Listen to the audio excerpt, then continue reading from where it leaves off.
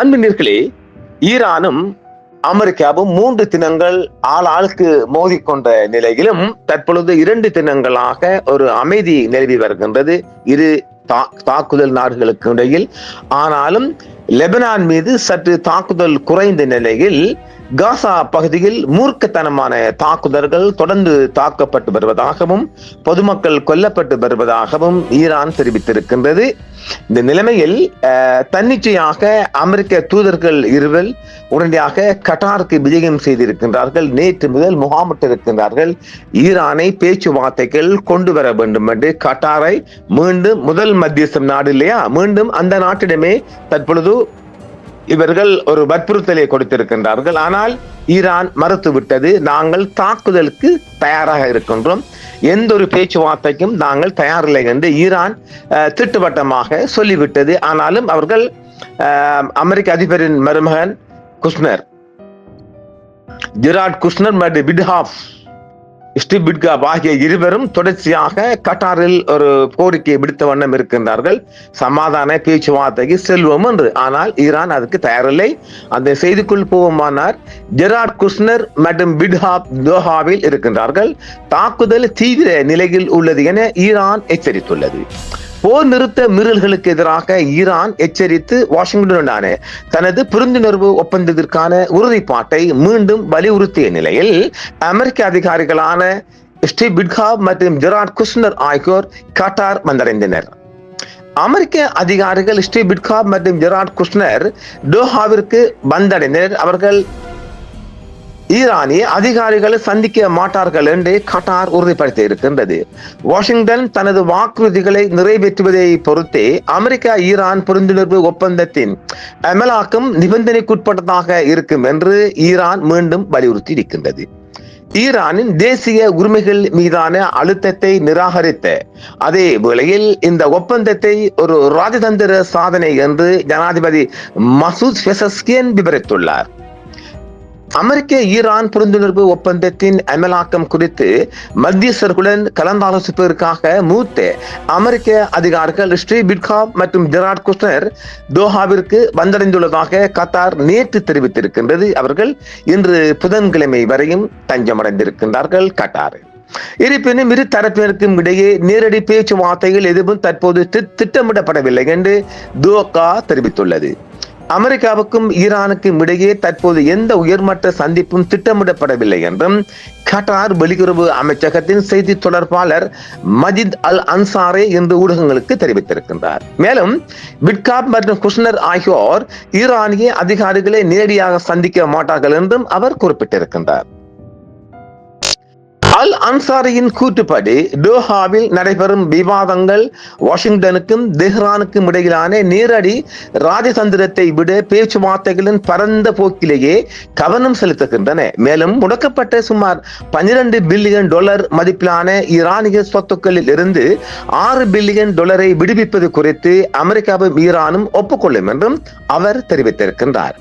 இந்த விவகாரம் புரிந்துணர்வு ஒப்பந்தத்தை செயல்படுத்துவதில் ஏற்படும் முன்னேற்றத்துடன் தொடர்புடையது என்றும் அவர் விளக்கியிருக்கின்றார். சுவிட்சர்லாந்தில் நடைபெற்ற முதல் சுற்று தொழில்நுட்ப அமலாக்க பேச்சுவார்த்தைகளை தொடர்ந்து கட்டாரில் அமெரிக்க ஈரான் பேச்சுவார்த்தைகளின் புதிய சுற்று தொடருமா என்பது குறித்த தொடர்ச்சியான ஊகங்களுக்கு மத்தியில் இந்த கருத்துக்கள் வெளியாகியுள்ளன. தெஹ்ரான் தனது உறுதிப்பாட்டை மீண்டும் வலியுறுத்தி இருக்கின்றது. இதற்கிடையில் அமெரிக்கா தனது கடமைகளை நிறைவேற்றும் பட்சத்தில் வாஷிங்டனுடன் கையெழுத்திட்ட புரிந்துணர்வு ஒப்பந்தத்தை செயல்படுத்துவதில் தெஹ்ரான் உறுதியாக உள்ளது என்றும் ஈரானிய ஜனாதிபதி மசூத் பெசஸ்கியன் மீண்டும் தெரிவித்துள்ளார். புரிதல் என்பது ஒரு பரஸ்பர விஷயம். அமெரிக்க தரப்பு மெமரண்டத்தில் உறுதியாக, அதாவது அவங்களுடைய மெமரண்டத்தில் உறுதியாக இருந்தால் நாங்கள் எங்கள் கடமைகளை நிறைவேற்றுவோம் என்றும் மசூத் பெசஸ்கியன் தெரிவித்துள்ளார். ஹோம் நகருக்கு வருகை தந்த போது தனியாக பேசிய ஈரானிய ஜனாதிபதி இந்த ஒப்பந்தத்தை ராஜதந்திர துறையில் ஈரானிய மக்களுக்கு கிடைத்த மற்றொரு சாதனை என்றும் அவர் விவரித்துள்ளார். ஈரான் எந்த சூழ்நிலையிலும் ஈரானிய மக்களின் உரிமைகள், அடிப்படை கொள்கைகள் மற்றும் தேசிய நலன்களிலிருந்து பின்வாங்காது என்றும் அவர் வலியுறுத்தி இருக்கின்றார். ஈரானின் பேச்சுவார்த்தை குழு மீது தொடுக்கப்பட்ட விமர்சனங்களையும் பெசஸ்கியன் நிராகரித்துள்ளார்.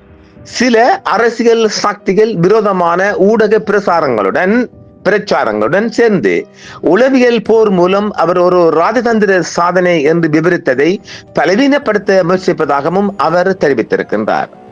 ஜனாதிபதியின் கூற்றுப்படி பேச்சுவார்த்தைகள் ஒவ்வொரு கட்டமும் அமைப்பின் பொதுவான கொள்கைகளின் கட்டமைப்புகள் மற்றும் ஈரானின் தலைமை மற்றும் தேசிய நிறுவனங்களுடன் முழு ஒருங்கிணைப்புடன் நடத்தப்பட்டது என்றும் தெரிவித்துள்ளார். ஒப்பந்தத்தின் இறுதி வடிவம் பாதுகாப்பு நிபுணர்களால் மதிப்பாய்வு செய்யப்பட்டு உச்ச தேசிய பாதுகாப்பு சபையின் ஒப்புதலை பெற்றதாகவும் அவர் தெரிவித்திருக்கின்றார். அரசாங்கம் கண்ணியத்துடனும் வலிமையுடனும் பேச்சுவார்த்தைகளை முன்னெடுத்ததாகவும் ஈரானின் எதிரிகளால் திணிக்கப்படும் கோரிக்கைகளை ஒருபோதும் ஏற்காது என்றும் மசூத் பெசஸ்கியன் தெரிவித்துள்ளார். வெளிநாட்டு படைகளின் பிரசன்னத்துக்கு எதிராக ஈரான் எச்சரிக்கை தெரிவித்துள்ளது. தற்காலிக ஈரானிய பாதுகாப்பு அமைச்சர் பிரிகேடியர் ஜெனரல் மஜித் இப்னு அல் ரஷா போர் நிறுத்தத்தை மீறும் எந்த ஒரு செயலுக்கும் தெஹ்ரான் உடனடியாக பதிலடி கொடுக்கும் என்றும் அவர் எச்சரித்துள்ளார்.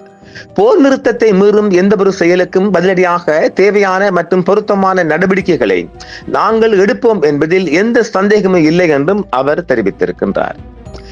ஈரானின் பிராந்திய கூட்டாளிகள் மீது நம்பிக்கை தெரிவித்த அவர் தெஹ்ரான் எதிரியை நம்பவில்லை என்றும் அதன் கைகள் இன்னும் துப்பாக்கியின் விசையின் மீதே உள்ளன என்றும் அவர் ஒரு எச்சரிக்கையாக தெரிவித்திருக்கின்றார்.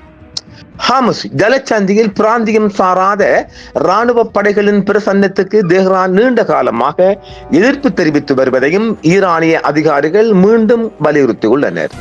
பிராந்தியத்திற்கு அப்பாற்பட்ட நாடுகளால் ஹாமஸ் ஜலச்சந்தி சுரண்டப்படாது என்றும் கூறிய அவர் வெளிநாட்டு இராணுவ படைகளை நிலைநிறுத்துவது பிராந்திய ஸ்திரத்தன்மையை அதிகரிப்பதற்கு பதிலாக தவறான புரிதல், அவநம்பிக்கை மற்றும் பாதுகாப்பின்மையை அதிகரிக்கிறது என்றும் அவர் வாதிட்டிருக்கின்றார். மேலும் காசா, லெபனான், சிரியா மற்றும் லெபனானில் உள்ள இஸ்ரேலிய குற்றங்களுக்கு அமெரிக்கா ஆதரவு அளிப்பதாக அவர் குற்றம் சாட்டியிருக்கின்றார். அமெரிக்காவின் ஆதரவு பிராந்தியம் முழுவதும் இஸ்ரேல் தனது ஆக்கிரமிப்பு கொள்கைகளை தொடர வழிவகுத்துள்ளது என்றும் அவர் தெரிவித்திருக்கின்றார். தோஹா பேச்சுவார்த்தைகள் குறித்த செய்திகளை ஈரான் நிராகரித்திருக்கின்றது.